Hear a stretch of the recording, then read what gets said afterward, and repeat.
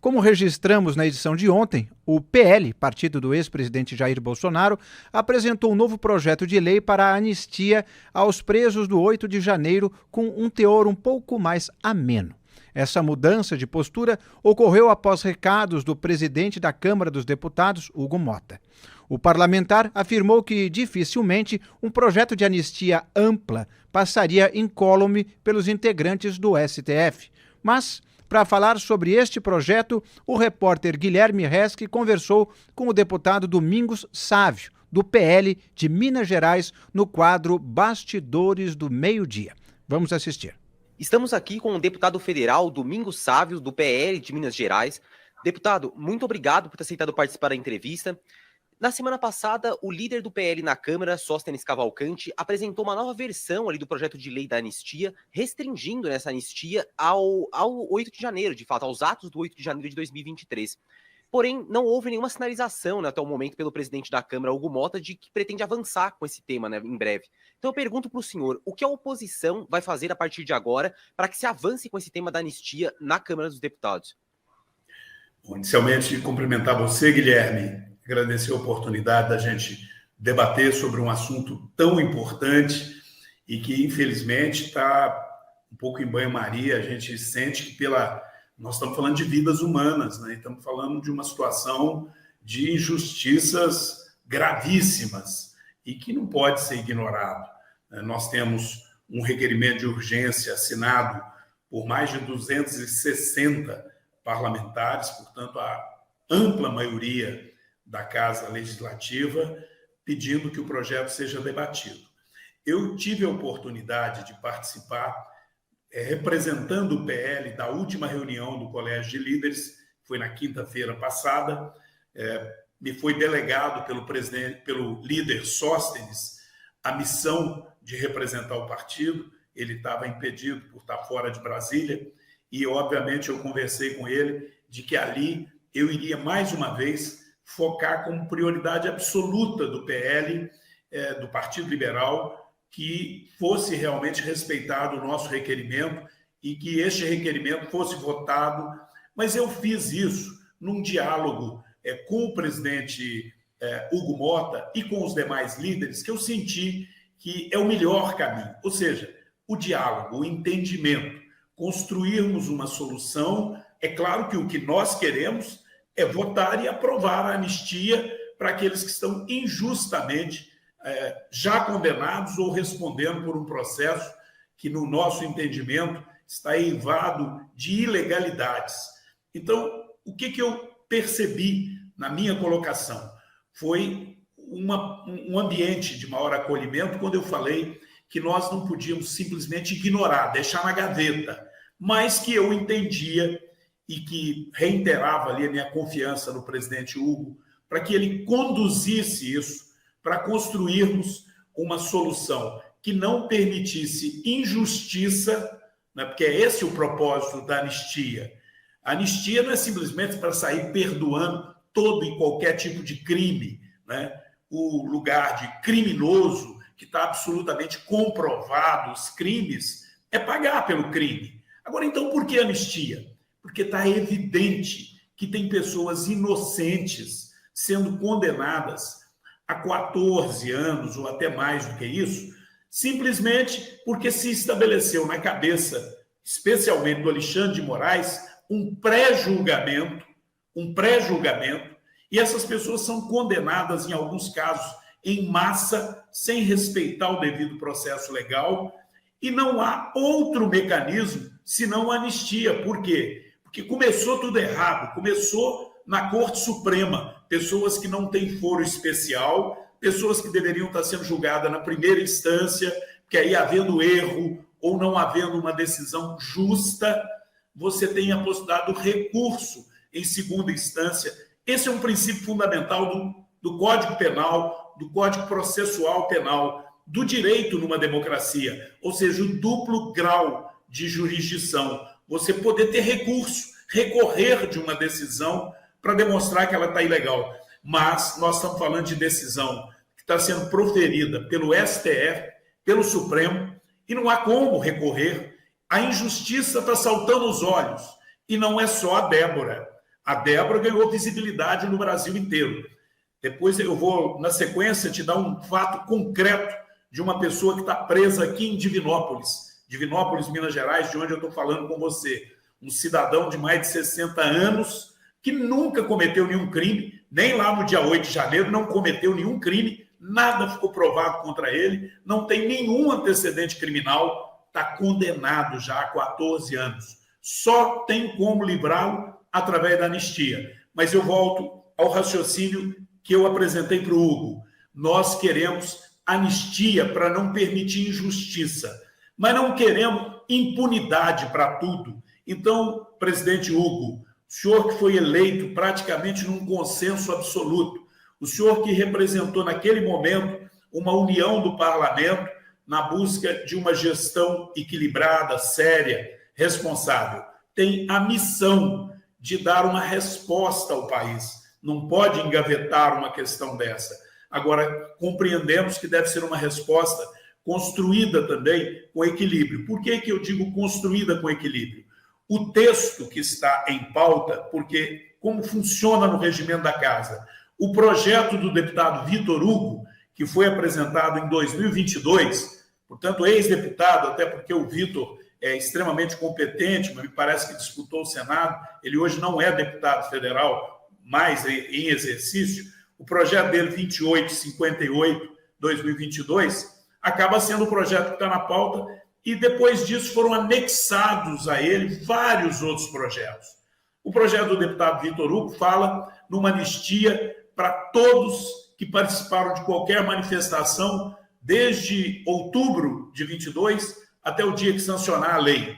Então, aí, de fato, muitos dizem, olha, é uma janela muito ampla, você praticamente pode estar julgando aí a impunidade para algumas coisas que tenham sido comprovadas representar algum crime. Então, nós entendemos que é perfeitamente razoável que você faça um projeto de anistia que acabe com esse absurdo de ficar condenando pessoas por um golpe que não aconteceu, ficar condenando pessoas por como se estivessem fazendo parte de uma organização criminosa, sendo que essas pessoas nunca tiveram nenhuma participação em organização criminosa, condenando pessoas como se estivessem armadas, né? Estava armada de um batom ou não tinha arma nenhuma, como é o caso do Marco Afonso. Marco Afonso é um cidadão que está preso aqui em Divinópolis, um ferroviário aposentado, que ficou viúvo ainda jovem, criou 3 filhos, muito dignos, todos 3 hoje maior de idade, trabalhando, constituindo família.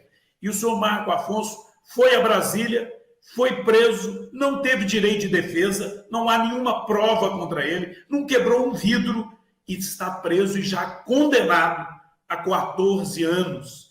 O advogado dele disse, olha, marcaram seu julgamento para amanhã, mas eu entrei com um recurso porque não me permitiram fazer a sua defesa, marcaram um julgamento em bloco, sem sustentação oral, sem defesa presencial. Eu pedi o adiamento, não deve ocorrer o julgamento. Só que ocorreu. E no dia seguinte, o senhor Marco Afonso estava saindo da catedral, da igreja aqui, um homem muito religioso, saindo da igreja, a Polícia Federal estava lá na porta.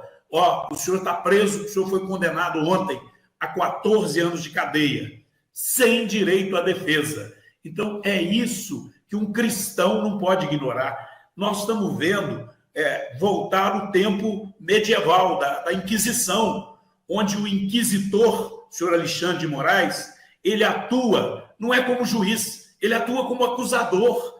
Ele entra e participa de uma delação premiada, ameaçando o delator. Ele ameaça depoentes durante os depoimentos. O último agora foi um ex-ministro, né? Um ex-ministro, figura respeitada, né? O Aldo Rebelo, um homem que a direita e a esquerda respeita, um homem de um passado ilibado, uma história digna, emitiu a sua opinião, foi ameaçado de prisão, que aquilo era falta de decoro ou de respeito, era uma atitude de afronta ao ditador, na minha opinião, né? Daqui a pouco querer me prender também, me processar, porque ele não aceita a opinião nem de um parlamentar que tem direito a emitir a sua opinião pelo artigo 53 da Constituição. Então nós estamos vendo uma ditadura ser implantada. Então, eu volto agora à minha palavra de ponderação. O presidente Hugo Mota me ouviu com atenção, os demais líderes me ouviram com atenção. Eu recebi o à parte depois de alguns líderes dizendo: você tem razão, porque nós precisamos construir uma redação justa, equilibrada, que promova a anistia dessas decisões ilegais que o STF está tomando, e aqueles casos que houver comprovação. Olha, tem um filme aqui mostrando o indivíduo destruindo o patrimônio público. Ora, eu entendo que deve-se dar anistia a todo julgamento, que ele é ilegal, a maneira que ele está sendo conduzido no STF, mas sem prejuízo de que o Ministério Público possa entrar no foro adequado, portanto, na primeira instância, com ações contra este ou aquele indivíduo, ação individual, pelo dano material, pelo vandalismo, ou até por alguma outra atitude que esteja comprovada. Agora, o que nós estamos assistindo é um processo da época da Inquisição.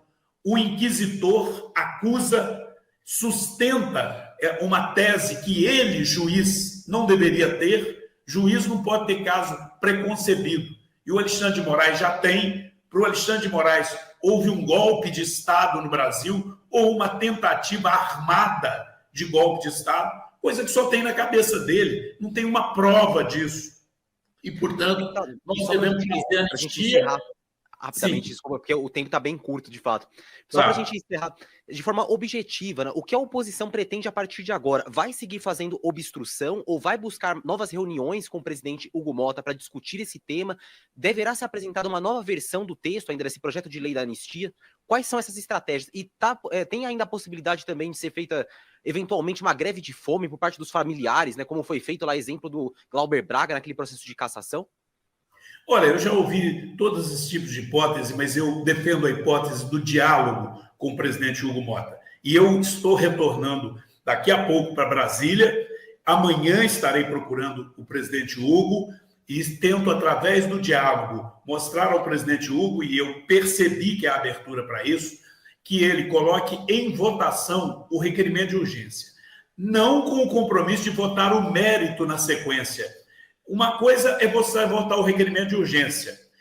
Quando é uma matéria consensual, eu vou dar um exemplo. Está programado amanhã votar um projeto de minha autoria que ajuda no combate à gripe aviária. Deve votar o requerimento de urgência e votar o mérito na mesma sessão, porque é consenso absoluto. No caso do projeto de lei da anistia, o que eu defendi com o presidente Hugo é que ele vote o requerimento de urgência e designe o relator, uma pessoa preparada, equilibrada, que compreenda a importância desse projeto e tenha um prazo. Não pode também votar o requerimento de urgência e dizer: ele vai para a gaveta, como nós temos requerimento de urgência que tem de legislaturas passadas. Não, vota o requerimento de urgência, presidente Hugo, mas não significa que nós achamos que tem que votar no dia seguinte o mérito.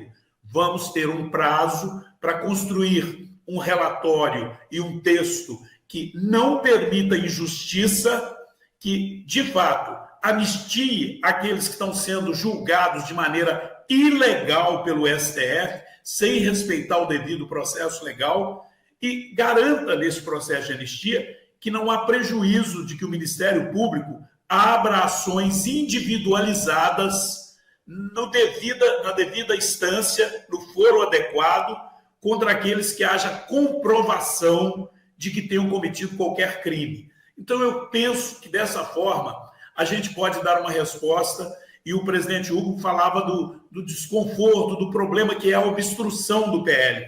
A obstrução nos incomoda também, porque nós sabemos que tem muita coisa importante para ser votada, o país precisa do parlamento funcionando, mas nós não podemos parar a obstrução enquanto tiver um cidadão perdendo seus dias de vida injustamente, preso injustamente, como tem hoje centenas de brasileiros presos por ter uma opinião diferente do senhor Alexandre de Moraes.